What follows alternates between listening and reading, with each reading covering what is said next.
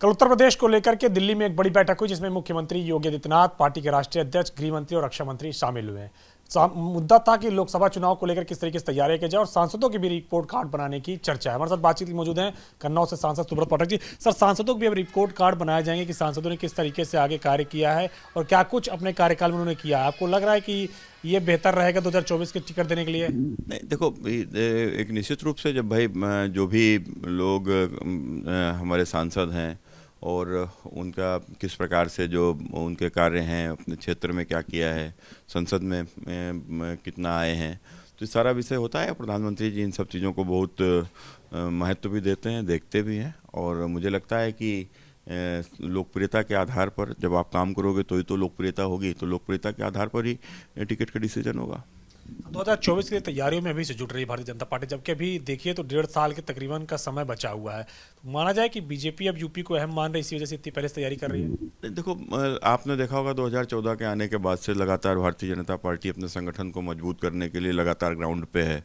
और जब लगातार हम काम करते हैं तो चुनाव तो आते जाते हैं, एक के बाद दूसरा चुनाव आ जाता है। अभी विधानसभा समाप्त हुआ तो निकाय के चुनाव आ गए और निकाय के चुनाव के बाद फिर लोकसभा चुनाव आ जाएगा। तो हालांकि लोकसभा चुनाव में भी काफ़ी देर है, लेकिन उसके बावजूद भी हम लोग लगातार अपने संगठन को मजबूत करना हो। जिस प्रकार से आज गुजरात ने एक मॉडल पेश किया है देश में, तो आज पूरे देश के भारतीय जनता पार्टी के कार्यकर्ताओं को भी इससे प्रेरणा लेनी चाहिए। और जिस प्रकार से गुजरात में संगठन की ताकत के ऊपर एक इतनी बड़ी जीत, तो 27 साल बाद की एंटी इनकम्बेंसी के बाद भी यदि जीती है, तो निश्चित रूप से ये एक बहुत बड़ा विषय है और इससे हम सबको सीखने की आवश्यकता है। और मैं समझता हूँ कि जब हमारे पास नेतृत्व तो प्रधानमंत्री श्री नरेंद्र मोदी जी की जैसा हो, उत्तर प्रदेश में पूज्य योगी आदित्यनाथ जी के जैसा हो, उसके बावजूद भी हम अच्छा और इतना मजबूत संगठन हो, तो उसके बाद अगर 80 की 80 सीटें भी हम जीत जाएंगे तो कोई आश्चर्य नहीं होगा। सर, एक सवाल है, अखिलेश यादव आज आए दिल्ली आए, उन्होंने तेलंगाना के मुख्यमंत्री केसीआर से मुलाकात की। थर्ड फ्रंट बनाने की चर्चा चल रही है। उन्होंने बयान भी दिया था कि ममता बनर्जी, नीतीश कुमार, केसीआर सब मिल के जो है विपक्ष को एक साथ लाएंगे।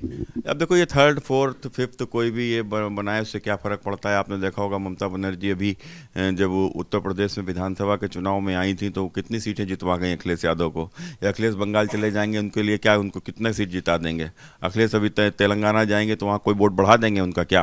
या केसीआर अगर चले आएंगे यहाँ के ऊपर उत्तर प्रदेश में तो इनके कोई एक सीट इनको जितवा देंगे, तो इससे कोई फर्क नहीं पड़ता। और अखिलेश जी देख चुके हैं जब उत्तर प्रदेश में सपा बसपा रालोद से बड़ा कोई गठबंधन नहीं हो सकता, और उत्तर प्रदेश की जनता ने उसको भी परास्त किया था। तो ये चुनाव राष्ट्र का चुनाव है, ये चुनाव प्रधानमंत्री श्री नरेंद्र मोदी जी का चुनाव है और प्रधानमंत्री श्री नरेंद्र मोदी जी का देश में कोई दूसरा विकल्प ही नहीं है।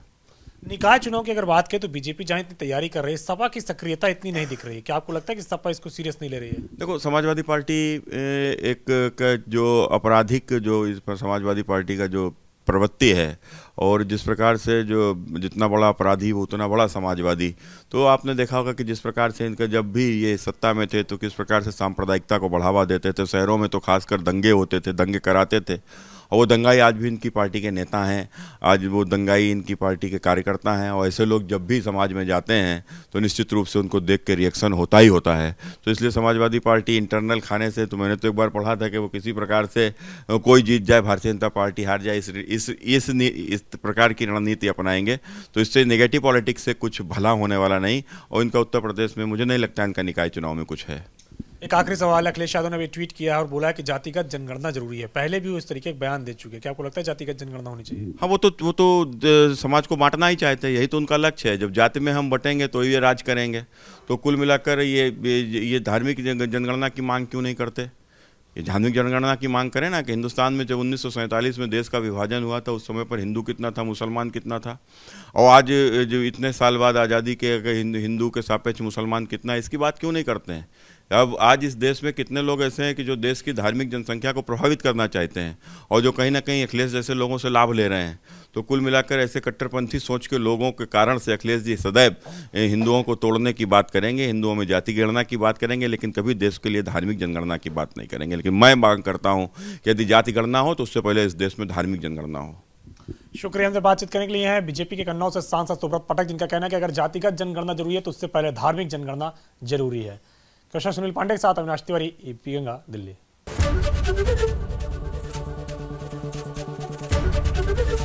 एबीपी गंगा, खबर आपकी, जुबान आपकी।